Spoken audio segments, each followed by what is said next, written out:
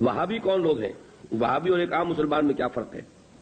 دیکھیے، وہابی کا لفظ بطور گالی استعمال کیا جاتا ہے، جیسے جماعت اسلامی کے لوگوں کو لوگ مودودیہ کہہ دیتے ہیں۔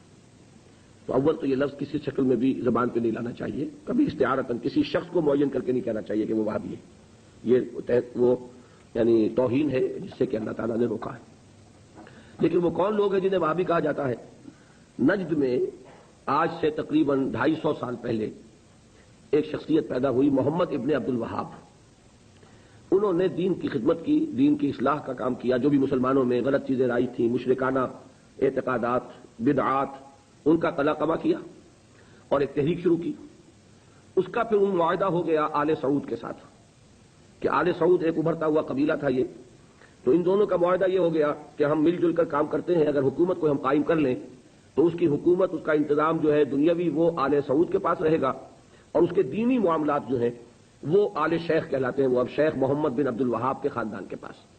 اس طرح یہ سعودی ڈائنیسٹی شروع ہوئی۔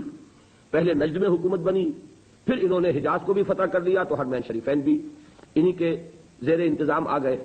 تو یہ جو ایک سلسلہ چلا ہے، تو اب ان میں محمد ابن عبد الوہاب رحمۃ اللہ علیہ نے جہاں بہت اچھے کام کیے، وہاں ایک پہلو ایسا بھی تھا جس پہ اختلاف پیدا ہوا۔ انہوں نے تصوف پر بڑی شدید تنقیدیں کی، اور اس میں کچھ میں سمجھتا ہوں کہ جیسا ہوتا ہے، کوئی جب بھی ریفارمر کھڑا ہوتا ہے، کوئی مصلح، تو جذبات میں آ کر بعض اوقات سخت باتیں بھی کہہ دیتا ہے۔ تو اس طرح کی کچھ باتیں بھی انہوں نے فرمائی ہیں۔ اس کا رد عمل ہندوستان میں خاص طور پر ہوا، اور انگریز نے وہاں پر جو شہیدین کی تحریک تھی، شاہ اسماعیل شہید اور سید احمد بریلوی رحمۃ اللہ علیہ، ان کی جو تحریک تھی، اس کو بدنام کرنے کے لیے یہ کہہ دیا کہ یہ انہی وہابیوں کے پیروکار ہیں، اور ہمارے ہاں بعض علماء نے پھر ان کی مخالفت اسی وجہ سے کی اور فتوے دیے ان کے خلاف۔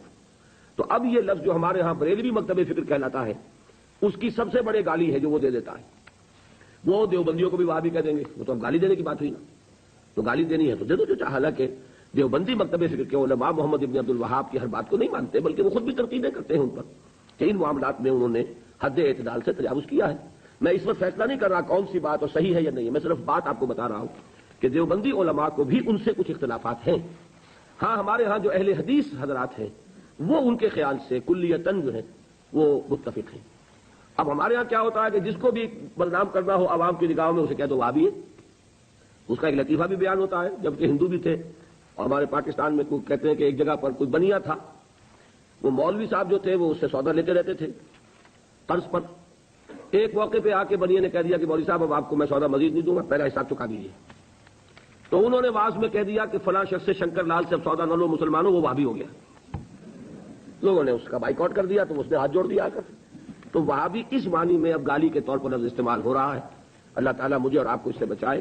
محمد ابن عبد الوہاب رحمۃ اللہ علیہ نے بہت کام اچھے کیے۔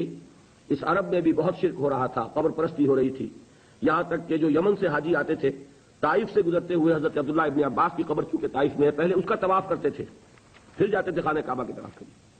تو انہوں نے ان تمام چیزوں کو ختم کیا ہے، اور ابھی تک تو انہی کے اثرات تھے اصل میں کہ جو سعودی عرب میں چل رہے ہیں۔ اب جو نئی نسل ابھر آئی ہے تو آل شیخ کا عمل دخل جو ہے وہاں بہت کم ہو گیا ہے۔ آگے حالات کیا ہوتے ہیں تو اللہ کے علم ہے۔